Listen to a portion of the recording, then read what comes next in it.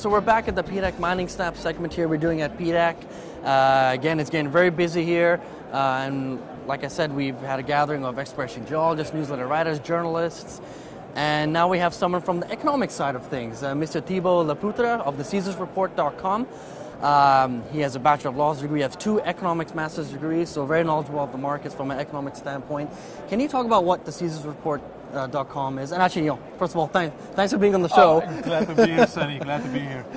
So what is the Caesars Report? Well, it's mainly a mining portal, so I issue updates on mining companies, send out some reports to make sure that I reach some European investors, so to educate them about the state of the mining sector and some interesting companies which I see and I want to discuss. And you're based in Belgium, right? I'm based in Belgium, in Europe. Okay, and you spend all your life pretty much in Europe, so you have a pretty good grasp of the European scene and what's happening. It's my backyard. Excellent. Okay, perfect. So that leads to my first question. Okay. We're here to talk about the Eurozone and the European investor sentiment. So, what obviously from us being in North America, we know the kind of sentiment here from just traveling. But what have you read from European and institutional and retail investors, and what is their outlook on the mining sector? Okay, well, let me first of all start with the fact that over the past 2 years, since the interest rates decreased, everybody was extremely hungry for yield. So right now in Western Europe, if there's a corporate bond issue, everything is oversubscribed within hours of opening the offer. Interesting. So okay. It's a lot of funds and banks and institutions are actually looking for yield, but on the other hand, they also started to become open again for investments in hard assets and hard commodities, because they seem to realize that it's actually what makes the world go around, and it's something which is necessary in every part of the economy. So I've got the impression that the sentiment for mining and hard commodities in general is picking up again. And a perfect example is actually the fact that France has recently, or just last week, announced that they will restart a state-owned mining fund, which they will fund with 600 million Canadian dollar.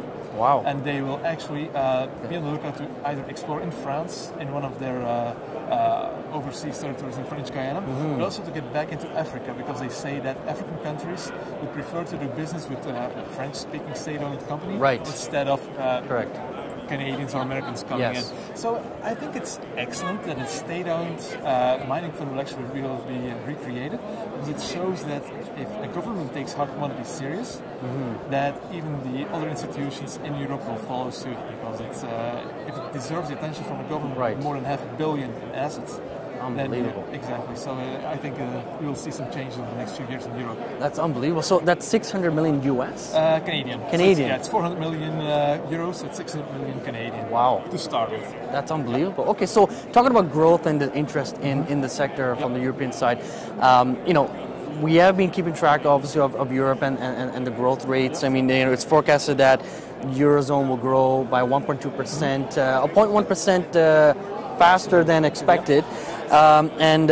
Which countries, with countries such as Italy, Spain, France lagging behind, what needs to be done to ensure that increase in the growth rate and for it to continue? First of all, let me say that a 1.2% growth rate isn't bad at all. I think after experiencing the past 5 to 6 years, investors need to realize that this is a new scenery in the world. People need to revise their expectations. I'm perfectly happy with a 1.2% growth rate. And I agree with you, some countries are lagging behind, but that has some very specific reasons.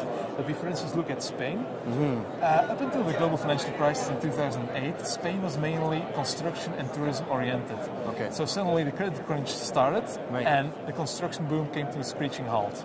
So that's where a lot of unemployment was created, and it could not get absorbed in other sectors. Okay. So what I see now is that tourism is picking up again, and it will actually take a while before the 26% unemployment rate in Spain comes back to more appropriate levels. Right. And it's extremely interesting that you mentioned those 4 or 5 countries, because all of those countries actually have a lot of geological potential. If you look at Portugal, there's gold and copper in Portugal. If you look at Spain, there's gold and copper in Spain. There's gas in Spain. There's coal in Spain. If you go to Italy, Italy is a oil and gas producer. In Greece, there's copper and gold.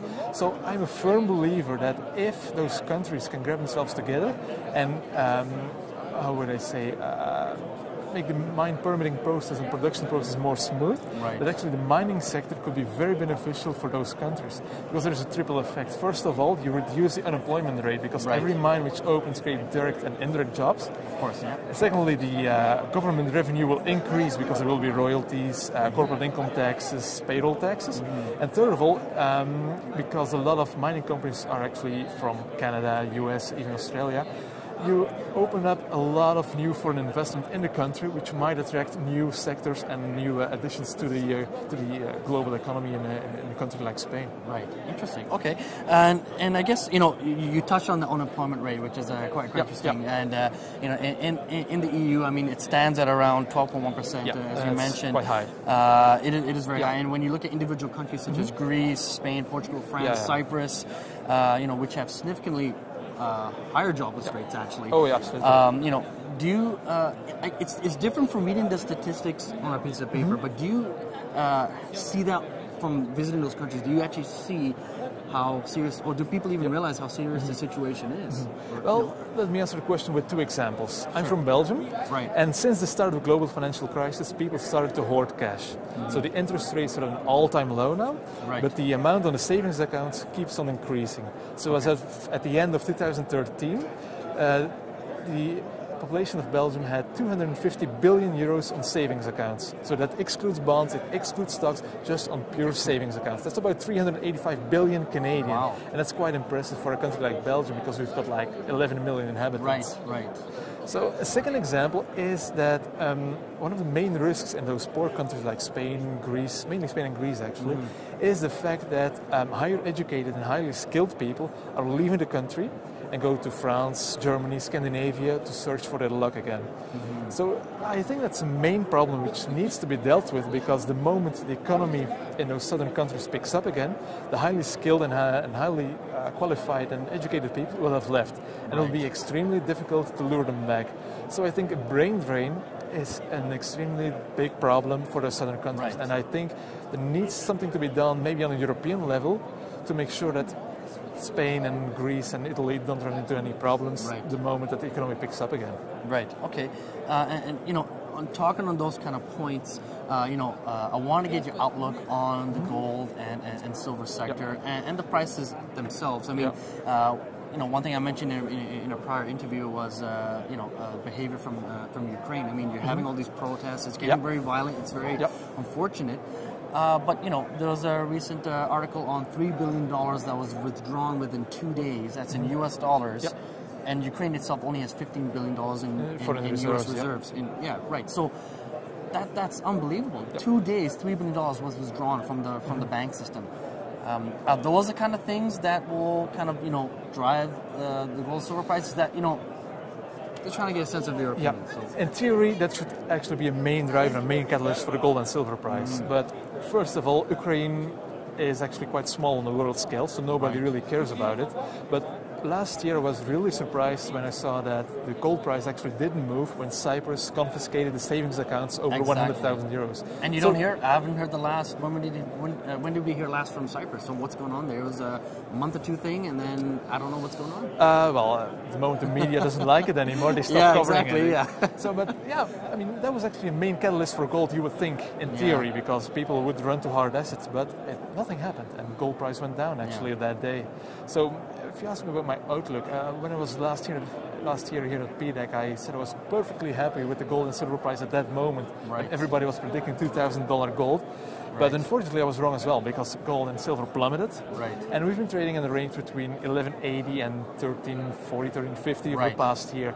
So I think we will continue in that range, because I actually fail to see any decent catalysts. I mean, if a confiscation in Cyprus isn't good enough to start some, not even a chain reaction, but just a small reaction in the gold price, I fail to see what kind of event could happen, which could be a major catalyst and boost for the gold and silver price. I was a little surprised that Cyprus is obviously a very small country. I mean, there's lots of foreign deposits, mainly Russian, mainly Russian. Not always the clean money. Exactly. That's absolutely correct. And I guess the thing that really startled me is that just the mechanism of them executing that they can just hold your money prisoner. I mean, it was very strange to me that we didn't get much of a reaction, I guess. But I guess that's for another discussion that we'll have another day. Okay, all right. Or you can add your insight now.